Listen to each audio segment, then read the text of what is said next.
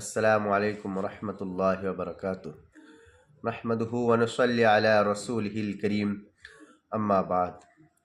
আমার প্রিয় সকল বন্ধুরা, আজকে আমি আপনাদেরকে একটি অত্যন্ত সহজ তসবিহ বলবো, কিন্তু তার সওয়াব অনেক বেশি। তিরমিজি শরীফের মধ্যে আছে, রাসূল সাল্লাল্লাহু আলাইহি সাল্লাম বলেছেন, যদি কোনো ব্যক্তি লা ইলাহা ইল্লাল্লাহু আল্লাহু আকবার ওয়ালা হাওলা ওয়ালা কুওয়াতা ইল্লা বিল্লাহ এই তসবিহটি নিয়মিতভাবে পড়ে, তবে আল্লাহ রব্বুল আলামিন তার সমস্ত গুনাহ মাফ করে দিবেন। যদিও এই গুনাহ সাগরের ফেনাতম সমতুল্য হয়, এই গুনার দ্বারা সগীরা গুনাহ উদ্দেশ্য হয়। যদি ভিডিওটি ভালো লাগে একটি লাইক করে দিবেন।